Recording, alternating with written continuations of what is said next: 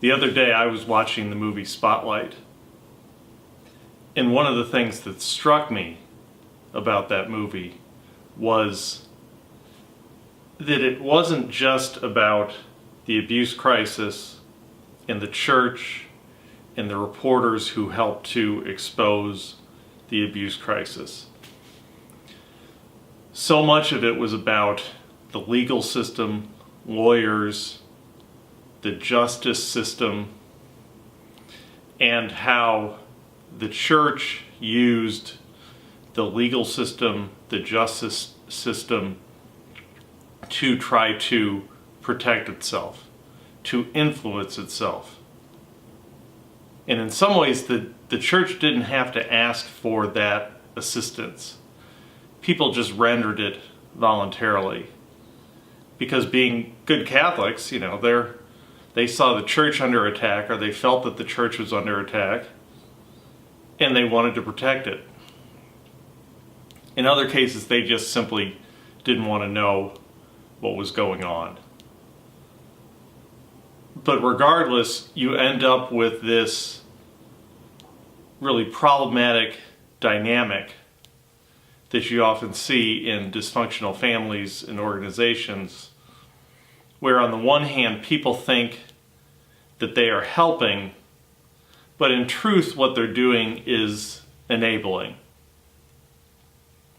And I'm going to give people the benefit of the doubt that they think they are helping the church and that they are in fact enabling the church's bad behavior,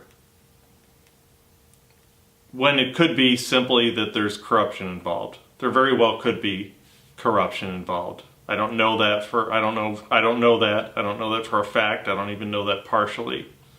I'm going off of feelings based on my interactions with certain groups, especially the Missouri Attorney General's office. I'm going to give people the benefit of the doubt that what's going on is enabling behavior under the guise of helping. Now, what's my evidence for that? What am I seeing that leads me to believe that?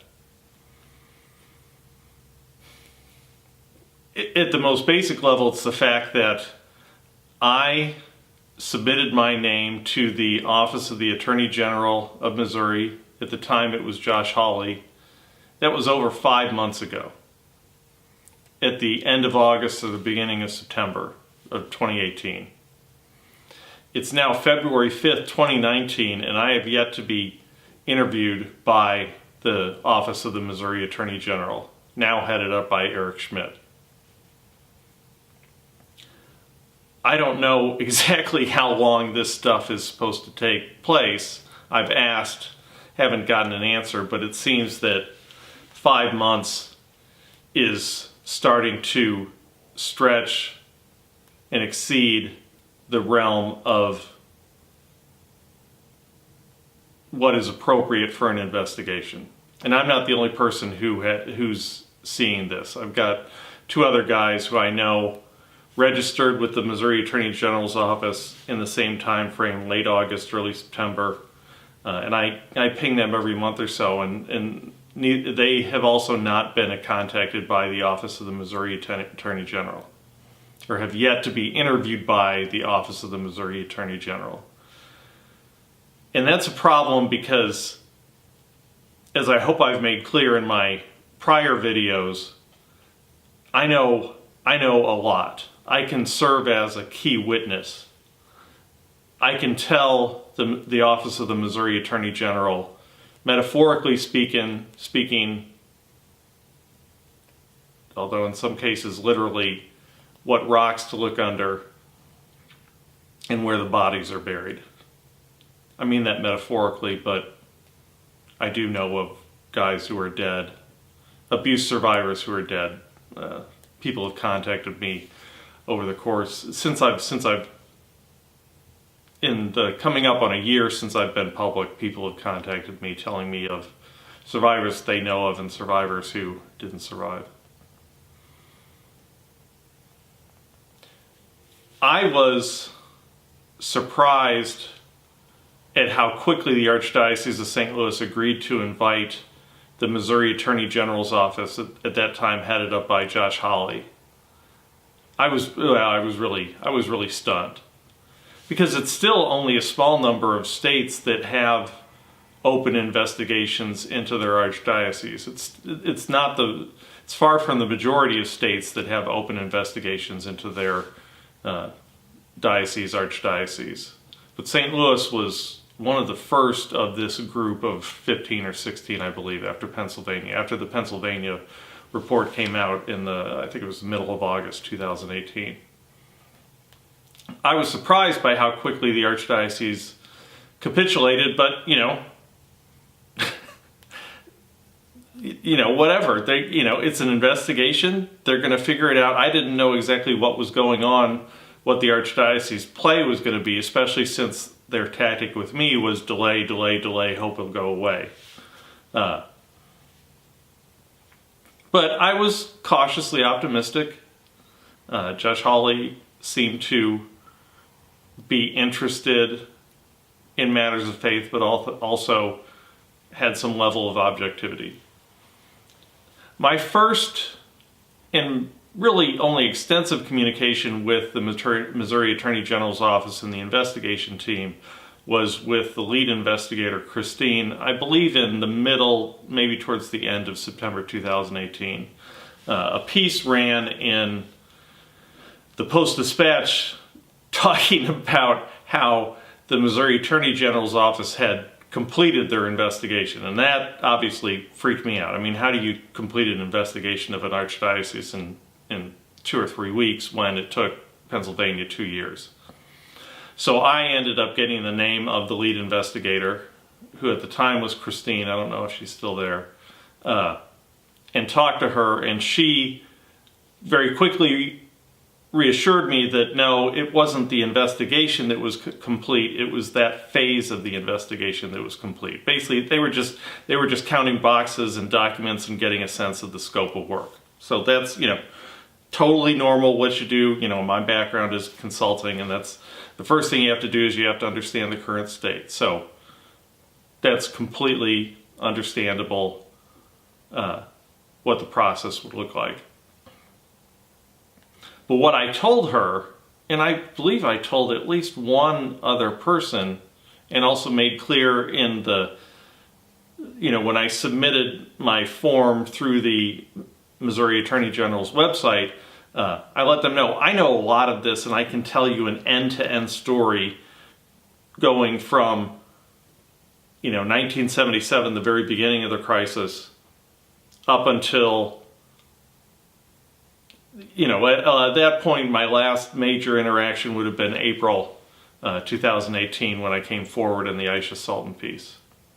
But I made it very clear to them that I had a big, long, detailed story to tell.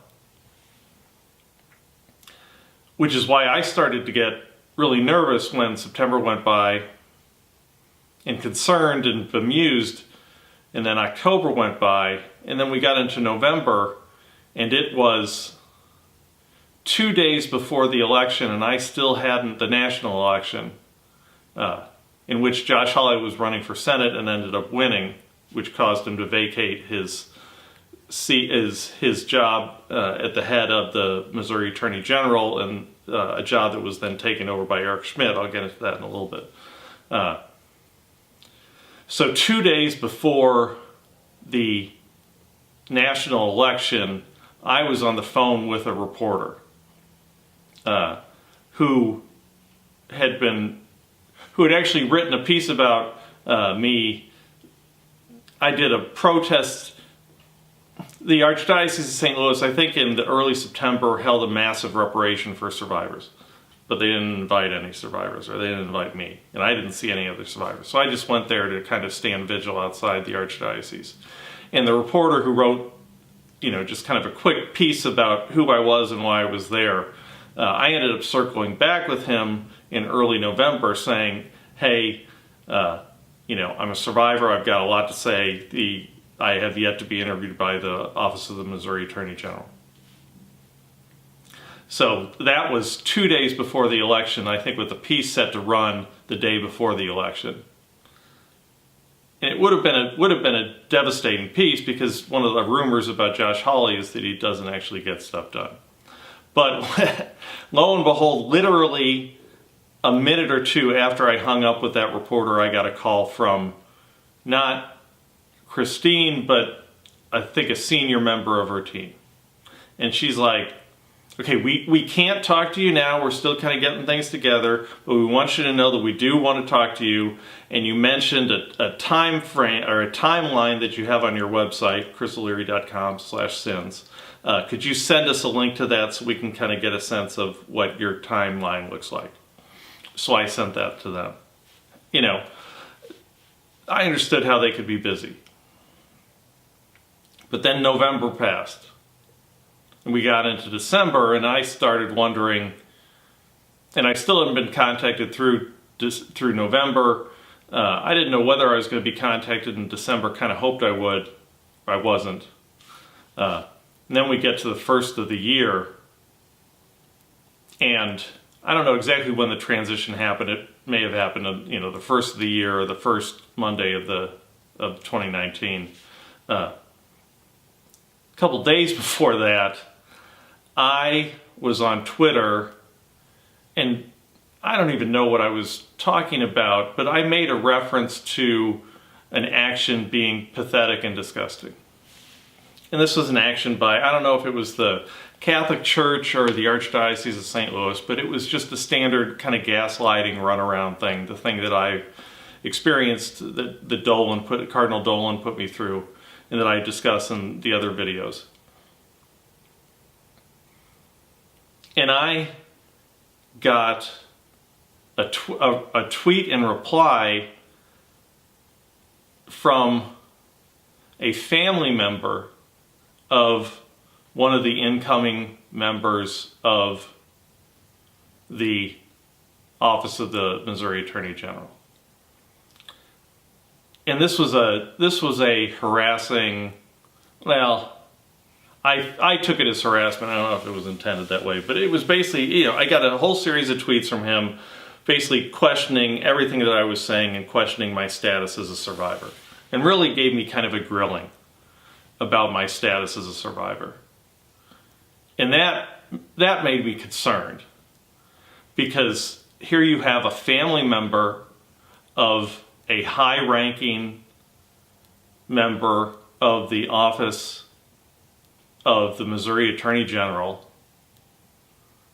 going after, questioning, it felt like harassing a witness to an open investigation of the Missouri Attorney General. That felt like a conflict of interest. I don't know what the rules for witness tampering are, but it felt inappropriate. And it concerned me because, you know, where's this person getting this from? Where's this coming from? It felt a lot like the narrative that I'd heard from my old parish. A narrative that I believe was shaped by the Archdiocese of St. Louis. I know that they lied. As I've said in another tape, the Archdiocese of St. Louis in, I think it was late February 2018, accused me of making terroristic threats. No, I didn't make terroristic threats. I did make some tweets about having a capability to defend myself should someone try to harass me in my house. That's all I talked about. And I tweeted about rock salt. If you're going to commit a mass shooting, you don't do it with rock salt. You also don't do it with a shotgun. I mean, Dick Cheney shot a guy with a shotgun and didn't kill him. Anybody who knows guns, and I know guns, if you're trying to kill someone, you don't do it with a shotgun. The only way you can kill someone with a shotgun is at point blank range, and even that doesn't work consistently. So that really started to bother me, that an incoming member of the new Missouri Attorney General team administration was already harassing a witness to the investigation, was going after, questioning, doubting an as yet uninterviewed witness to the investigation of the Archdiocese of St. Louis. And that's when I started wondering, exactly what was going on. And the line of attack, as I said, was very similar to stuff that I had heard from my parish before. People just cut me off, and now I'm just being shunned by my parish because of lies. Different versions of those. Well, as I've said before, the Archdiocese of St. Louis has told the people of St. Louis that my story changed.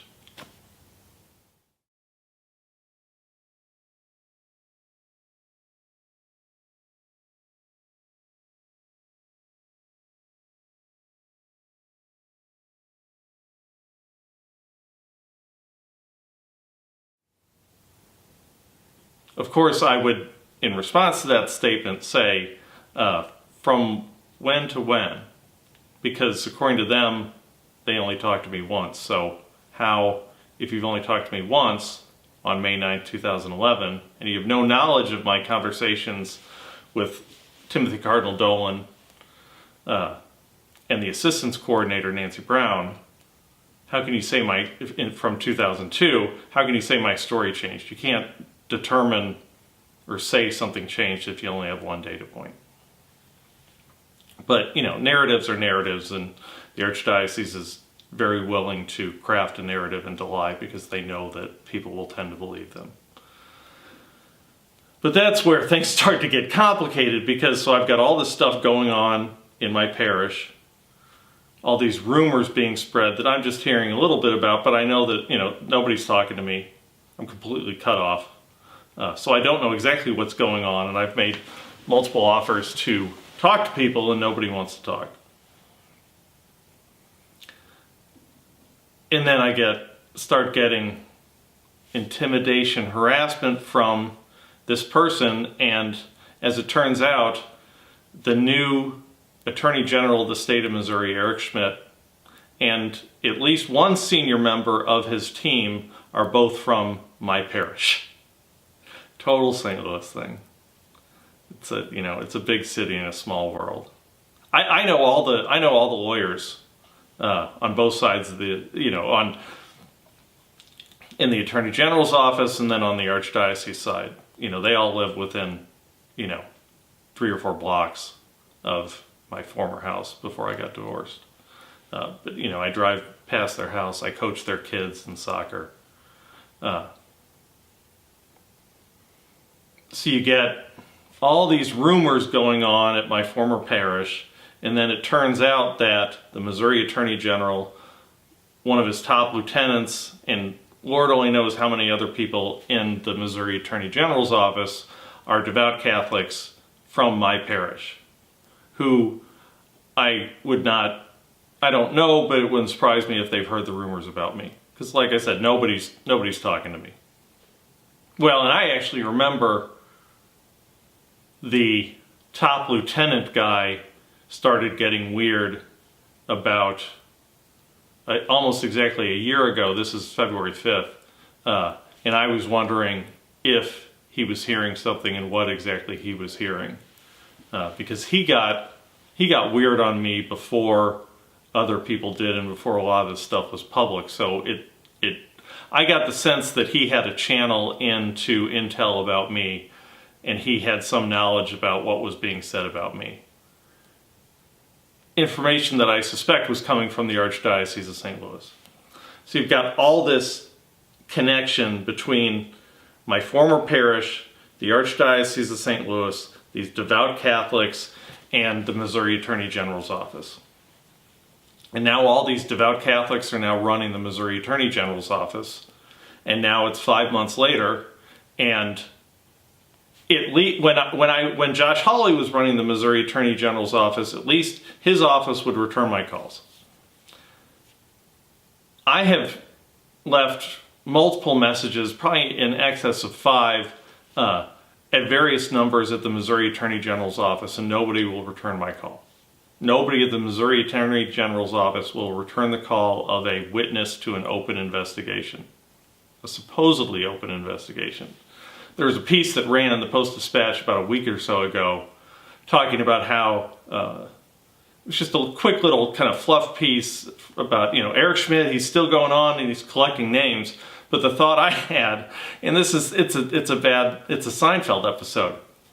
You know how to take the reservation, you just can't you don't know how to keep the reservation. I think it was a Chinese restaurant scene where they gave away the reservation. But that's my point to Eric Schmitt is, and what I would say to Eric Schmitt if he were sitting right there is, you know how to take all the numbers of the witnesses, but you don't know how to call them. Why are you taking our information and not calling us? It's been over 5 months, and I have yet to be called to be interviewed, even at a cursory level, about a very major investigation of the Archdiocese of St. Louis and child abuse, and I'm an acknowledged survivor. They've admitted that it happened in kind of a backhanded manner.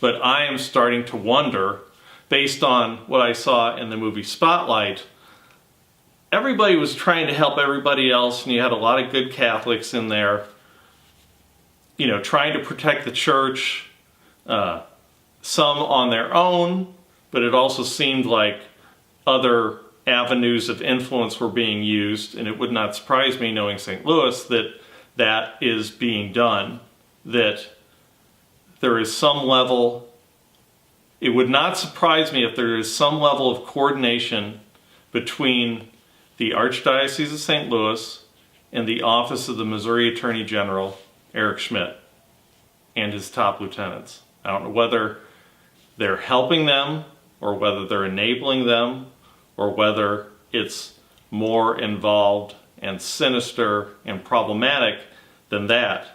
But the fact is, I'm a witness, I'm a survivor, I'm an acknowledged survivor of a priest within the Archdiocese of St. Louis, and it's been more than 5 months, and I have yet to be interviewed for the investigation, the supposed investigation of the Archdiocese of St. Louis. So Eric Schmitt, I don't know you, but we're in the same parish and we're both Catholics. What's going on? Why won't you reply to my tweets? Why won't anyone from your office call me back? You say you care about survivors, but your actions don't say that. Talk is cheap. Show me.